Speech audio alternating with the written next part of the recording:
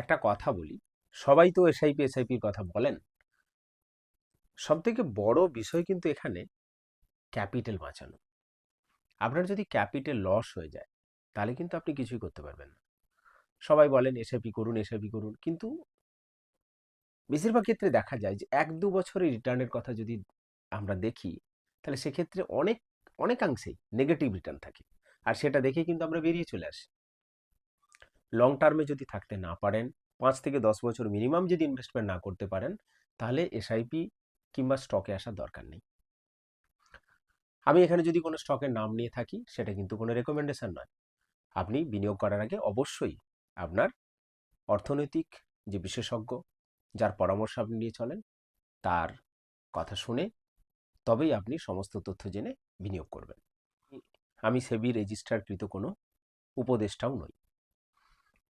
তো তাই বলি যে একটা ভালো পথের কথা বলি, যদি আপনার কাছে 2 থেকে 3 লক্ষ টাকা থাকে, তবে এসআইপি শুরু করুন। বেশি অ্যামাউন্ট ছাড়া আপনি এসআইপির গ্রোথ দেখতেই পাবেন না।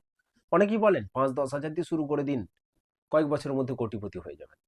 একদমই সম্ভব নয়, কারণ অতদিন পর্যন্ত ধৈর্য আপনার থাকবেই না। যদি ধৈর্য থাকে, সেখানে 500 টাকা 1000 টাকাতেও আপনি বিরাট একটা অঙ্কে পৌঁছতে পারেন। অবশ্যই সেখানে সময় দিতে হবে, সময় ছাড়া কিছু হবে না। যদি 2 থেকে 3 লক্ষ টাকা থাকে, প্রথমত ওই 3 লক্ষ টাকা সেভিংস থেকে আস্তে আস্তে সরিয়ে নিয়ে 25,000 টাকা করে প্রতি মাসে, অর্থাৎ 12 মাসে 12টি ফিক্সড ডিপোজিট করুন। এবং সেই ফিক্সড ডিপোজিট থেকে 6.25 থেকে শুরু করে 6.8% আপনি রিটার্ন পাবেন। এবং এই প্রথম মাসে শুরু করা যে ফিক্সড ডিপোজিট, সেটা 1 বছর বাদে যে টাকাটা পাবেন, সেই টাকা দিয়ে ইন্টারেস্টটা রেখে দিন।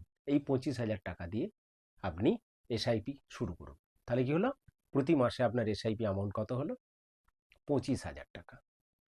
ঠিক এইভাবে কন্টিনিউ করুন, দেখুন বেশ ভালো অ্যামাউন্টে পৌঁছে যাবেন এবং সময়টাও যথেষ্ট কম লাগবে। যাই হোক, পরবর্তী সময়ে আমি এটা নিয়ে আলোচনা করব, বিস্তারিত আলোচনা করব, কিভাবে ক্যাপিটালকে আপনি বাঁচাতে পারবেন, কিভাবে স্টক মার্কেটে ইনভেস্ট করতে পারবেন, ব্রোকারেজ কি দিতে হয়, কোন ব্রোকারেজ হাউস ভালো, সেটা অ্যাঞ্জেল ওয়ান কিংবা জিরোধা কিংবা গ্রো বা অন্যান্য যে সমস্ত রয়েছে, কোনটা ব্যবহার করা সুবিধা বা কোনটা অসুবিধা, বা সবাই একই রকম কিনা, বিস্তারিত আলোচনা করব আমরা ধাপে ধাপে।